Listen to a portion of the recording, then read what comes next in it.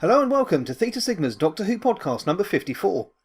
This week, or should that be last week, or maybe even next week.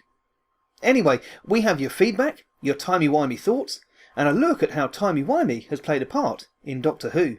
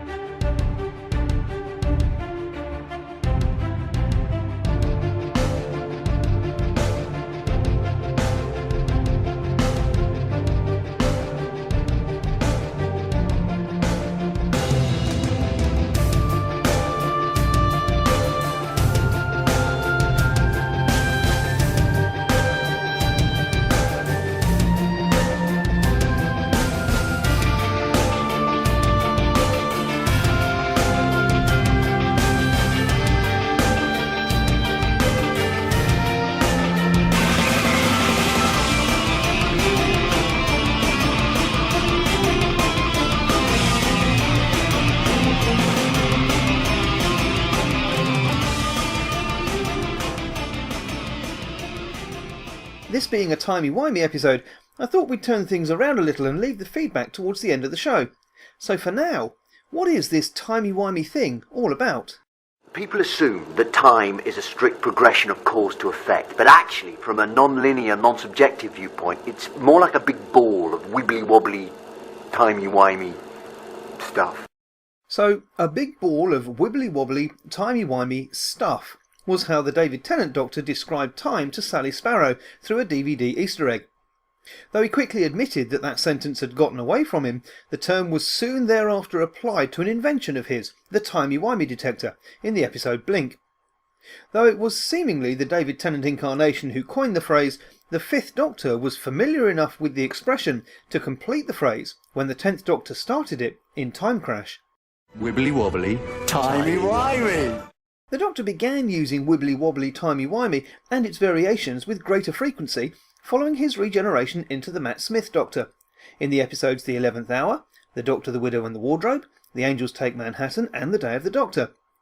The term lent itself to two other devices during Matt Smith's incarnation, the wibbly lever and the timey-wimey distress beacon, as seen in The Wedding of River Song. When the Matt Smith Doctor used it in front of the War Doctor, David Tennant's Doctor, supposedly embarrassed, claims, I've no idea where he picks that stuff up. The War Doctor goes on to ridicule his successors, asking why the two insist on talking like children. The Timey-Wimey detector was a makeshift device used for detecting temporal anomalies by David Tennant's Doctor. He used it when he was trapped in 1969 by the Weeping Angels, to detect others who'd been sent back in time. It looked like a late 20th century portable open-reel tape recorder with only one spool. It alerted the Doctor to an anomaly by dinging. The exact nature of the device's functioning was not made clear. The Doctor's deliberately vague explanation to Billy Shipton was that it goes ding when there's stuff. However, it may be inferred that the Timey-Wimey detector was primed to detect residual Artron energy acquired by beings who had travelled in the time vortex. This energy was loosely described by the Doctor as wibbly-wobbly timey-wimey stuff, hence the name of the device. The Timey-Wimey detector had one main side effect. It boils an egg at 30 paces whether you want it to or not. The Doctor learned to stay away from hens, as it's not pretty when they blow. The Timey-Wimey distress beacon built by River Song was a device that lay on top of the Great Pyramid of Giza. It existed in an alternate timeline where all of history occurred at once, due to River refusing to kill the Matt Smith Doctor. She used the beacon to send a message across all of space and time, asking for help on behalf of the Doctor. So we have the Timey-Wimey distress beacon, the Timey-Wimey detector, and the ball of timey-wimey stuff. And it's that ball of timey-wimey stuff that I want to look into a little deeper right now. It's, timey-wimey thing. Timey what? Timey wimey? I've no idea where he picks that stuff up. A while back, Michael Santiago Lopez, and I hope I pronounced that right, Michael, messaged me saying, "One topic I don't understand very well is why the 11th Doctor remembered what happened in Day of the Doctor. Each Doctor up to 12 was included in the whole Keep Gallifrey in Time thing, but none remember it up until 11. Why would he remember it if none of the others before him did? I would just pass it off as something where he was the last Doctor, so the time streams would allow him to remember, as they should. But that's not true. He was the second to oldest, so he should have forgot like the rest, shouldn't he? He says the time streams are out of sync, you can't retain it. But that's because it was in their future. But technically, if the 12th Doctor is there, it would also be in 11's future. I don't understand that part, and I'd love to hear your thoughts on it." Thanks for your question, Michael, and in fact your question started me thinking about the whole timey-wimey issue, but more of that a little later.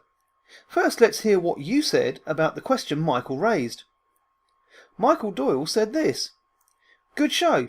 It'll be interesting to hear your take on the whole timey-wimey thing. To me it seems there are two types of issues. The concept of the character of the Doctor remembering or not remembering certain things from his past, especially events with himself, and the inconsistencies, such as the 70s versus 80s unit stories, or things like the Doctor's age, or the fact that 76 Totters Lane shows up a few times and it's obviously not the same location in each. The concept issues, I think, are more of a writer design, and the latter is usually due to lack of thought, i.e. someone wrote something and didn't realise it contradicted an earlier episode, or lack of resources, i.e. the set from the original Totters Lane isn't around anymore. But that isn't to say, like the age thing, that it can't be a bit of both. I think sometimes the writers stated an age and never looked, and sometimes it's thought out more like recent episodes. One thing that I will say bothered me is that the new series began Eccleston at 900 years old. Colin Baker in Trial of a Time Lord states that he is 900. The new series should have began him at 1000, at the youngest, and I think it should have been 1200 actually put in the Doctor's age now somewhere around 1800 years old. In a later response, Michael goes on, there is a scientific explanation. It has to do with perception of events in the past and the future. I recommend Minute Physics channel on YouTube. The person who runs it often talks about how space-time and we perceive events in three-dimensional space. I don't just love sci-fi, I love science too.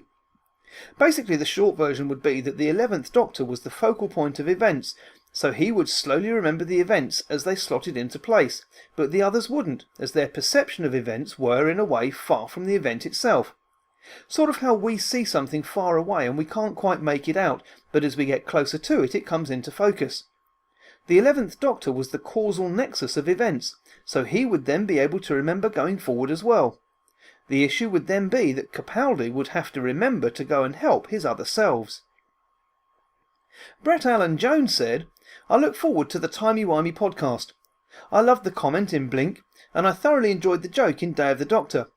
I'm not sure how you intend to approach it, but I can't wait. The reason I believe 11 was able to remember afterwards was because it happened in his timeline, but the others were taken out of theirs, so they wouldn't remember. Although 12 was there, he too was out of his timeline. He will remember because 11 remembered it, and that's probably what brought him there in the first place. He knew that Gallifrey would survive, but his help would be required. I'm entirely guessing, but it would make some sense. Thanks Brett and Michael for your comments, and I hope they both go some way to answering Michael's original question. For my part, I've often wondered how and why the later incarnations of the Doctor don't remember the other multi-Doctor adventures that they've taken part in. For example, why doesn't 6 remember 2 after the 2 Doctors? Why doesn't 5 remember all his previous incarnations following the 5 Doctors, or 3 remember 2 and 1 following the 3 Doctors? If they're all intended to be the same character, surely memory would pass from one person to another through the regeneration process. I'm not aware of any explanation in the TV show that suggests regeneration wipes the Doctor's memories. Indeed, in Time Crash, supernova and black hole at the exact same instant. Explosion cancels out implosion. Matter remains constant. Brilliant. Far too brilliant. I've never met anyone else who could fly the TARDIS like that. Sorry, mate, you still haven't. You didn't have time to work all that out. Even I couldn't do it. I didn't work it out. I didn't have to. You remembered. Because you will remember. You remembered being me, watching you doing that. You only knew what to do because I saw you do it. Wibbly wobbly, timey wimey. So it's clear that not only does regeneration not affect the memory, but the fact that the Fifth Doctor crashed out of his time stream doesn't appear to have had any effect on the situation either. Also, if memory is timey-wimey, how does one incarnation of the Doctor remember his previous incarnations' encounters with certain monsters or previous visits to certain planets? I'm not offering any unequivocal or set-in-stone answers here, just my thoughts on the matter. Of course, the longer the show runs, the harder it will become to answer any of the timey-wimey issues. If you have any more thoughts on the whole timey-wimey thing, I'd love to hear them, and I'm sure Michael would too. So feel free to post them on Theta Sigma's Doctor Who podcast on Facebook, inbox me at the same page, or email me at respectthething@outlook.com. Come here, you scrumptious little beauty.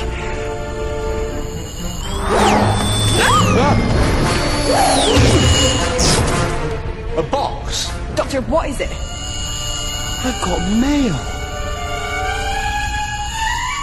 This week's feedback comes from Brett Allen Jones, who said following last week's show, "I enjoyed the latest podcast about the Face of Bo.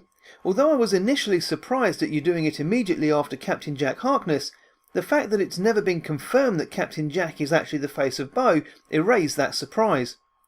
I also wanted to say that I was really enjoying your podcasts of the older companions. I hate that I found you as late as I did. I didn't start listening until the mid to late 20s. Needless to say, I know that there are loads of characters and stories in the Whoniverse, and you're doing a great job sharing about them. I look forward to the next podcast. Keep up the great work." Thank you so much for your comment, Brett. I really appreciate them. You may like to know that Theta Sigma's Doctor Who podcast is now available on YouTube as well. I'm gradually posting the show from the very beginning as I have time. Those of you who've been with the show since its start may realise that these are slightly cut down versions. This is for copyright reasons, and the parts of the shows that I've edited out don't affect the main topic of each show. So if, like Brett, you've become a listener after the show started, you can now hear how it all began. Just search Theta Sigma's Doctor Who podcast on YouTube, and it should come up. Oh, goodbye, my dear chap. I must say I've had the time of my lives. And that wraps it up for this week. As always, my thanks for listening, and don't forget the various ways that you can feedback through the page or by email at respectthething@outlook.com, either about the show itself or about the topic of the week. Next week we pick up the Destiny of the Doctor review series with reviews of the 5th, 6th and 7th stories. Is that another Matt Smith Doctor cameo?